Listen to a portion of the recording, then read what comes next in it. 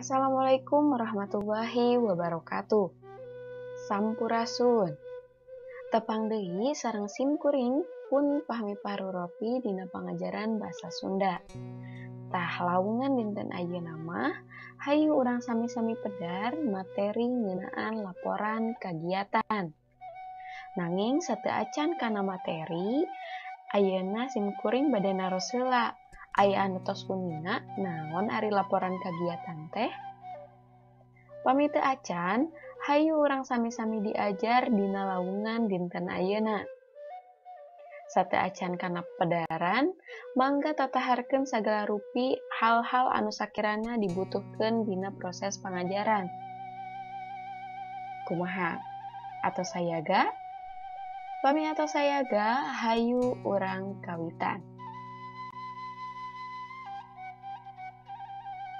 Kiwari loba jalma anu ngayakeun kagiatan ngadongdon hiji tempat ku alpukahna sorangan, tapi henteu bebeunangan naon.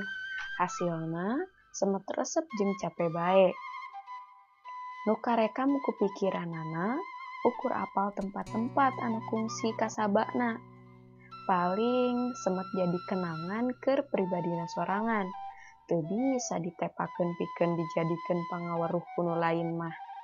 Tah ku kituna, sangkan kagiatan urang bisa jadi manfaat pikeun jalma rea, bisa dijieun laporan kagiatanana.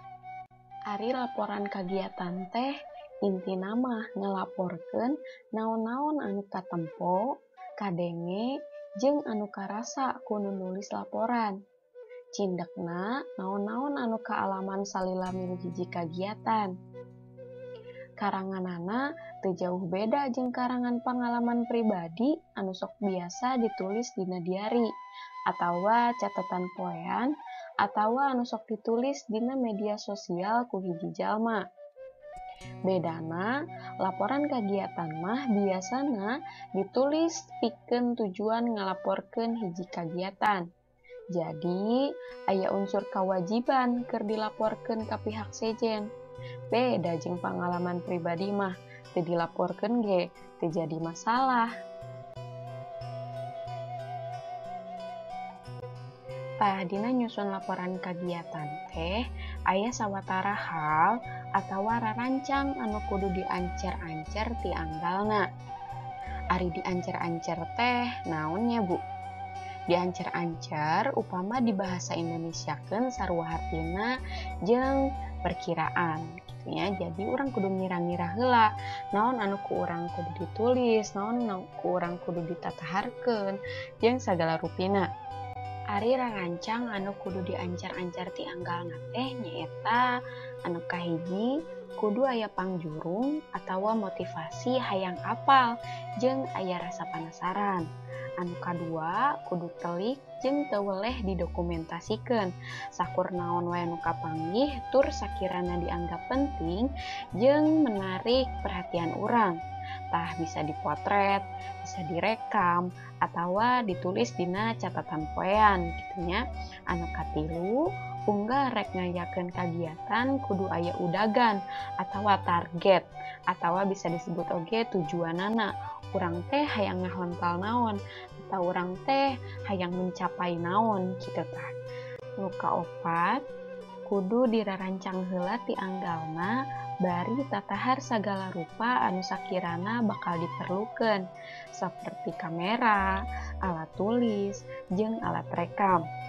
Anu pamungkas atawa anu kalima, samulangna tina ngayakeun kagiatan sagancangna kudu ditulis supaya batur bisa nuturkeun jeung apal kana kagiatan anu dilaksanakeun ku urang.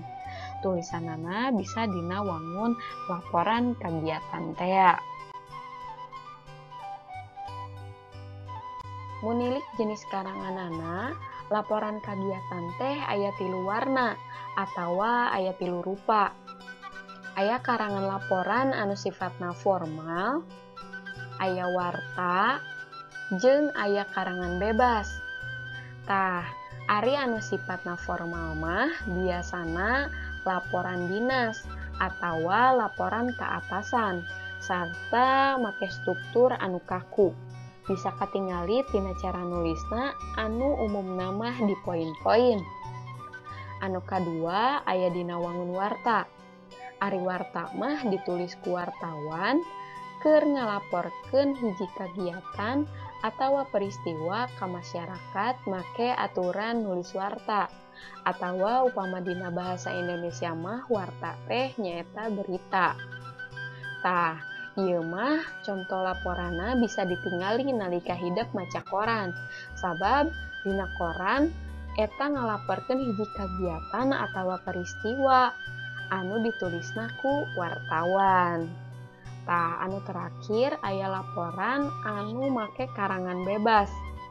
Ieu mah contona saperti laporan kagiatan studi wisata atawa studi tur tea. Dina wangun karangan bebas mah diwangun ku 3 bagian, nyaeta aya bubuka, eusi, jeung panutup. Tah, dina laporan karangan bebas mah biasana ditulis dina wangun lancaran. Tah, sakitu heula panginten pedaran materi ngeunaan laporan kagiatan dina lawungan dinten ayeuna. Wabilih aya nu kirang kahartos atanapi aya hal-hal anu bade ditaroskeun, mangga tulis di kolom komentar atanapi tiasa milarian tina sumber-sumber anu sanesna.